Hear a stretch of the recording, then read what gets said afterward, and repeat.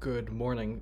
Today is Monday, June 27th, 2022, and we have the results from last week's by-elections in the United Kingdom, one of which was in the Tiverton and Honiton constituency and the other in the Wakefield constituency.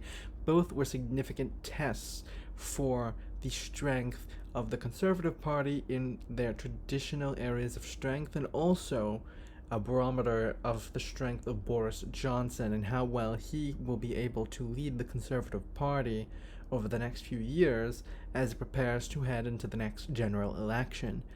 Certainly, though, these results from Tiverton and Honiton and Wakefield being quite poor for the Conservative Party in areas where they had done really well in 2019. They have lost a considerable amount of support, and we will discuss that more now. So, Tiverton and Honiton, this constituency in Devon, and this was previously held by MP Neil Parish of the Conservative Party. Neil Parish, though, resigned on May 4th because he admitted to accusations that he was viewing pornography on his phone in the House of Commons. This is something that was really concerning for Conservative Party voters that just find this deplorable. I mean, not even only Conservative Party voters, but specifically for a Conservative Party MP to be caught doing something like that. It's just not something that sits well with the base of the Conservative Party in the United Kingdom. And so that was already really quite poor for him. He initially hesitated to resign, but nonetheless, of course, resigning on May 4th, and therefore creating this by-election, which was held on June 23rd. You can see here that the Liberal Democrats under Richard Ford were very successful in winning this election. They garnered 53% of the vote compared to just 38% for Helen Herford of the Conservative Party. And this here gives you an indicator of how much changed since the last election. So turnout obviously did decrease. This is a by-election. It was not going to be as high turnout as the 2019 general election, but nonetheless such significant changes in support for the Conservative Party. The Conservatives losing 22% of their support. They previously had a majority in terms of their support in this constituency, and that has completely been erased. We saw some very intentional and strategic voting from the Liberal Democrats and Labour in an effort to win this seat from the Conservatives. The Liberal Democrats shooting up to 53% of the vote here in Tiverton and Honiton, almost a comparable level of support to that the Conservatives received just 3 years ago. And, really begs the question of if this is how poorly the Conservatives are performing in a constituency that they won pretty easily back in 2019, what does that mean for the rest of the country when the Conservative Party goes back to a general election and has to face the Liberal Democrats and Labour? Will Boris Johnson be able to survive? And will he still have a parliamentary majority? The odds are no. The odds are just that won't happen unless something significant changes. We see here Labour losing 16% of the support, all of that support basically going to the Liberal Democrats, even the Greens losing 1% of the support in order to support the Liberal Democrats. So incredibly strategic voting there in Tiverton and Honiton. Richard Ford, the next MP from Tiverton and Honiton, has actually already assumed office, so he is the sitting MP from Tiverton and Honiton. Additionally, Wakefield. This is a constituency in West Yorkshire. The MP for that seat had resigned on May 3rd, another Conservative, after he was criminally convicted for child sexual assault. So Imran Khan resigning on May 3rd. Again, very similar. I wouldn't say that it's exactly the same issue as caused the resignation of Neil Parish, but nonetheless similar in terms of sexual misconduct. And the fact that they happened back to back, May 3rd, May 4th, in terms of their resignations, not a good look for the Conservative Party, and very much so at odds with the wishes of the base.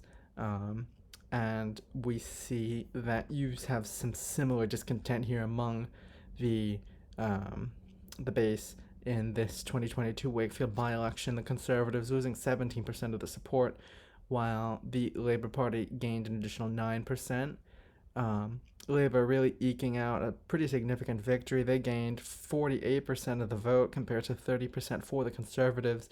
You had a lot of down ballot splits here in terms of the Green Party and an independent candidate. But nonetheless, really significant decline for the Conservatives from 47% to just 30%, and a sign that they are really struggling with what they had done pretty well with in 2019. Of course, this hadn't always been a strong Conservative seat. It had been part of the Red Wall back in 2000 or prior to 2019, but which Boris Johnson did incredibly successfully in 2019. But here we are in 2022, some of those constituencies that were part of the Red Wall that flipped to the Conservatives in 2019, now peeling back towards the Labour Party. I don't know if it's necessarily because they are supportive of the Labour Party and of their, their policy agenda and their policy interests, but more so because of how Boris Johnson is leading as Prime Minister and just these flurry of scandals from Conservative MPs and from Boris Johnson himself. Boris Johnson acting quite defiant, though, in response to these two by-elections that were poor showing for him, vowing that he wants to be Prime Minister until the middle of the 2030s, so essentially until 2035, even though there is so much pressure on him at this point to resign. If he were to be the Prime Minister through 2035, that would make him the longest serving Prime Minister in 200 years. So a very significant time period for a Prime Minister to lead the country over. That is also despite the fact that, he did very poorly in the no confidence motion that was held just a couple of weeks ago, in which a significant portion of his party was really dissatisfied with his handling of the Partygate scandal and how he was leading the party, and simply wanted him to be removed and have a new face at the front of the party. And you can see why. The next UK general election is scheduled to be held no later than January 24th, 2025. And if we look at opinion polling, it's simply very poor for the Conservatives. They had been doing incredibly well back in May 2020.